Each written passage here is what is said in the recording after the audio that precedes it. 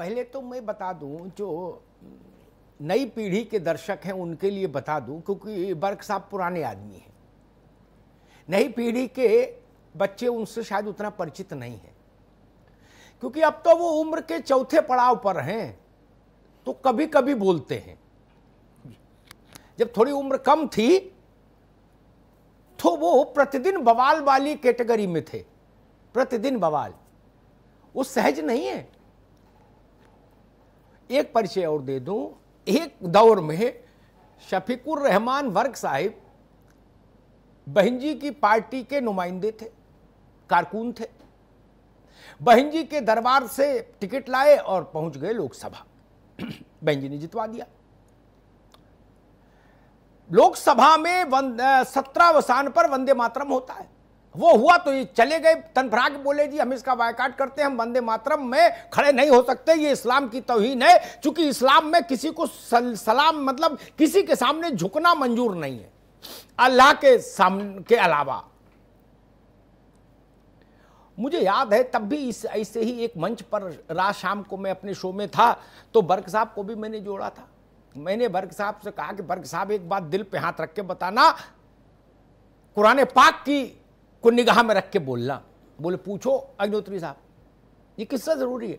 मैंने कहा मायावती जी के यहाँ जब आप जाते थे है तो खड़े रहते थे? हाँ। कोर्निश करते थे कि नहीं? बोले हाँ। झुकते थे ना, तभी ना टिकट मिला, नहीं तो मायावती निकाल देती 5 मिनट में। और अगर वो मुख्यमंत्री है तो जेल भी भेज देती है निकालने वाले को, और मुख्यमंत्री नहीं है तो भगा देती है निकाल के। मैंने वहां झुक सकते हो, लेकिन मादर वतन के सामने झुकने में आपको तकलीफ है। उत्तर नहीं था। आज जो वो तर्क लेके आए, मैं तो सोच रहा था कि नोबेल पुरस्कार देने वाले लोग इनको ढूंढेंगे संभल कि कहां हैं। बर्क साहब ऐसी गजब बात कही थी कि जी सारे मुसलमानों को सड़क पर उतार दो, नमाज होने दो और कोरोना भाग जाएगा। बताइए, ये दवा ईरान को नहीं बताई, इराक को नहीं बताई, बांग्लादेश को नहीं बताई, पाकिस्तान को नहीं बताई। जो मुस्लिम देश जहां हाहाकार मचा है वहां नहीं बताया। आप समझ रहे ना? और बर्क साहब ये भी नहीं जानते कि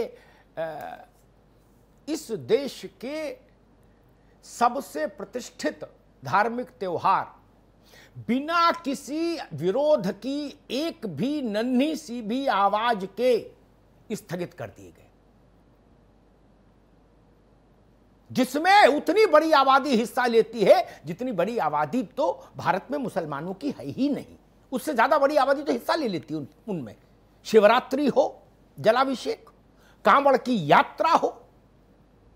पिछले साल कांवड़ यात्रा में 17 करोड़ लोगों ने मूवमेंट किया था। 17 करोड़ एक साथ, सोच सकते हैं आप। मानसरोवर यात्रा, ये अमरनाथ यात्रा, कहीं से आपने विरोध का स्वर सुना? इधर वाले भी बड़े बड़े बवाली हैं कहीं, लेकिन वो बवाली भी चुप रहे, बोले नहीं, बोले ठीक ही है भाई, अब क्या करूं जब बीमारी ऐसी है। कांवड़ यात्रा नहीं हो इसकी मांग तो हमने आपने उठाई थी, और उसके बाद ही योगी जी ने और त्रिवेंद्र सिंह रावत ने उस पर निर्णय किया। हमने उनको बधाई भी दी थी कि आपने सही समय पर सही निर्णय लिया। अब बर्क साहब की आत्मा डोल रही बकरे के लिए। बताइए, अरे एक पर बकरा नहीं खाओ महाराज, नहीं काटो कोई जुल्म हो जाएगा, और नहीं तो कहीं घूमते फिरते मोहल्ले में आपको दिख जाए, पकड़ ले जाओ घर के अंदर। काटो चाहे बनाओ, जो समझ में आए सो करो, लेकिन उसके लिए बाजार तो नहीं लग सकता। और बर्क साहब को आप कहते हो तराजू बराबर रखो, कहते हैं ना। बर्क साहब की प्रजाति के जो लोग हैं वो अक्सर ये शिकायत करते हैं कि हमारे तरफ वाला तराजू थोड़ा ऊंचा रहता है, वजन नहीं रखती है उसमें हिंदुस्तान के लोग। क्यों भैया? बर्क साहब को शायद नहीं मालूम होगा, 3 तारीख को रक्षाबंधन है। जितनी आबादी कुल भारत में मुस्लिम भाई बहनों की है, उससे दुगने लोग राखी बांधते या बंधाते हैं, यानी संख्या तो बहुत बड़ी है। 1 और 2 तारीख को उत्तर प्रदेश में साप्ताहिक बंदी है बाजार की। बहुत सारे कुछ लोगों ने कहा, दुकानदारों ने, कि मिठाई की दुकान खोलने की अनुमति दे दीजिए, रक्षाबंधन में मिठाई की एक परंपरा है, भाई बहन मिठाई खिलाते हैं।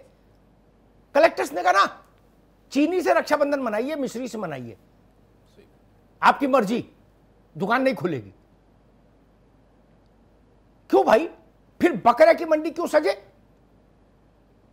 और मैं तो सोच रहा था थोड़ी सद्बुद्धि आ गई होगी, इतना भारी बवाल जो कोरोना का चल रहा है, पूरी दुनिया में हाहाकार मचा है, भारत में भी इस वक्त चरमोत्कर्ष पर है कोरोना। मैं सोच रहा था शायद इनमें विजडम प्रिवेल की हो, इनमें तो और दौरा बढ़ गया। जब कोरोना शुरू हुआ था तब जितना दौरा पड़ रहा था उससे ज्यादा तो अब पड़ रहा है, जब कोरोना बिल्कुल उफान पर है।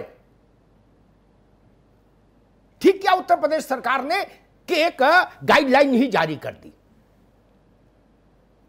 लेकिन वो सरकार का काम था, उसने गाइडलाइन जारी कर दी, लेकिन जो जनप्रतिनिधि हैं, क्या उनको ऐसी बातें कहना शोभा देता है? आप भड़काना चाहते हैं। और आखिरी बात कह के मैं बहस में जाऊंगा कि शफीकुर रहमान बर्क ने हज यात्रा रोके जाने पर सऊदी अरब के खिलाफ झंडा क्यों नहीं उठाया? वहां क्यों नहीं गए विरोध मार्च लेके? क्यों नहीं गए? पश्चिमी उत्तर प्रदेश से 100 लोगों को ले जाते और कहते मैं पैदल सऊदी अरब तक जाऊंगा, मक्का तक वहां धरना दूंगा। गए थे क्या? ऐसा मत करिए, ये रास्ता ठीक नहीं।